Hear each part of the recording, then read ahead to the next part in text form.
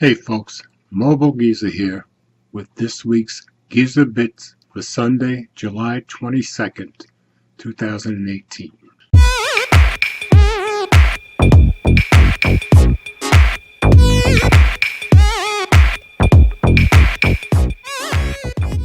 So this week we'll start with the big hitter of the week.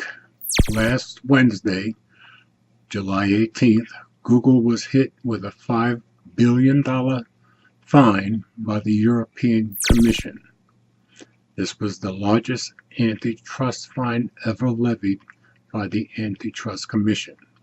According to the Commission, Google had created an unfair marketplace advantage for themselves by requiring OEMs using the Google Play Store to put Google Search and Chrome apps on phones as defaults. They also found that the tech giant had paid significant sums to other companies to use Google products on their handsets. And of course, if you know the history, the EU has been after Google for quite a few years, at least since 2011. So don't think these investigations or fines are going to stop anytime soon. Of course, Google will appeal the decision, but of course that appeal process will take a few years, and meanwhile Google has 90 days to comply, in other words to pay the fine and to make changes to their sales practices, and observers from the Commission will be watching the changes. This is the world we live in today. I'll leave a link in the description of the story that I wrote about it on mobilegeezer.wordpress.com. Next up, a lot of stories have come out this week, and I've written one on my website too, that Google is quietly working on a successor to Android. It's called Fuchsia, and Fuchsia OS seems like it's being ready to replace Android in about 5 years, so this is not happening tomorrow.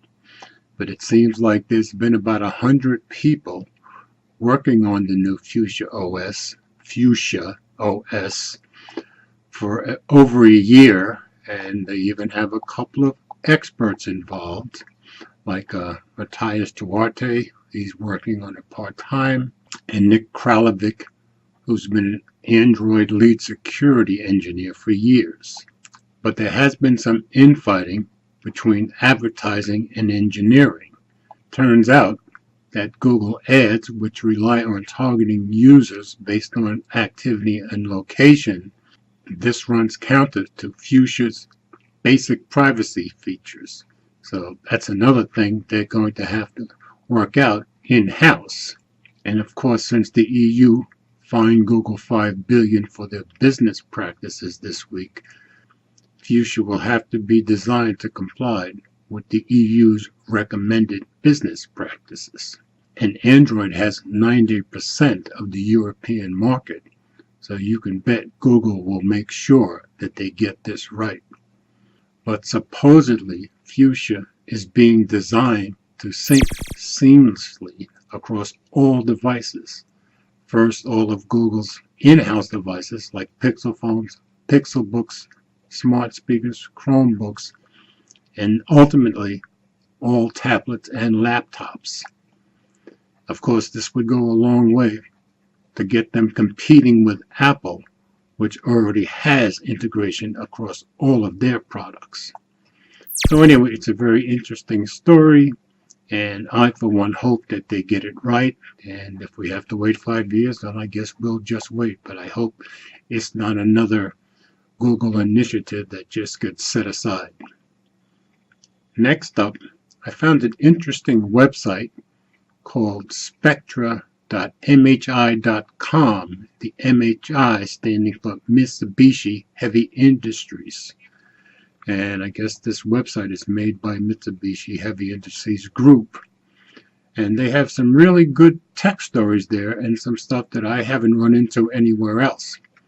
So I found this one story called Holograms Are Changing the Way We Interact with Computers. And in one instance, Japan airline trainees are using Microsoft HoloLens headset to observe parts of aircraft engines virtually. And of course, this is much more cost efficient than bringing them to a hangar with real aircraft, which is what everyone has had to do up until now. Of course, it's like Pokemon Go.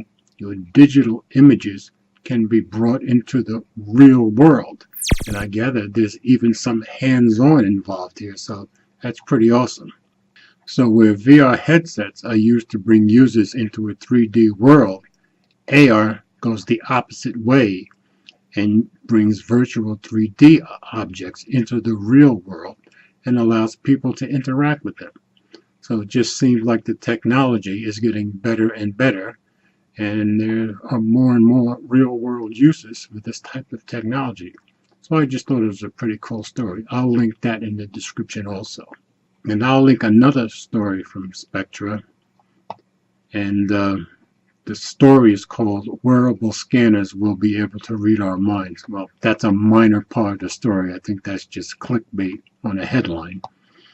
But there's a San Francisco-based startup called Openwater demonstrating a handheld scanner that does the same job as magnetic resonance imaging machine, or an MRI. But it does it 1,000 times cheaper with 1 billion times higher resolution. So this to me is very cool, using technology so things can be cheaper for everyone, so technology can reach more people and help more people. And it says in the story the tool can be used to spot a tumor by detecting the surrounding blood vessels and to see where arteries are clogged. So I just thought that was a pretty cool technology story to put in today's Geezer Bits. So to get back to smartphones, Huawei has come up with a new chipset called the Kirin 710. It's a chipset specifically for mid-range devices like, I guess, Honor phones and that type of phone. So instead of the 4 cores of the 650 line, the 710 chipset has 8 cores, and it's 15 times better than the Kirin 659 with better performance and longer endurance. And it does support AI functions like the Kirin 970 does.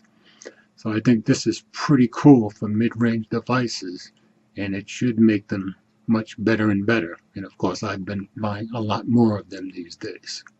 And of course, the final thing for me, in 2 days, on July 24th, Xiaomi will be announcing the Mi A2. As you all know, I have the Xiaomi Mi A1, an Android One phone, and I've loved it, so I'm pretty excited to see the Xiaomi Mi A2 coming out. So that'll be July 24th, this Tuesday in Spain, and I'll be watching for it, and I'll certainly let you all know what I think of it when I hear the announcement and as soon as I get my hands on one. That's about all I have for this week. As always, comments are welcome, and thanks for watching.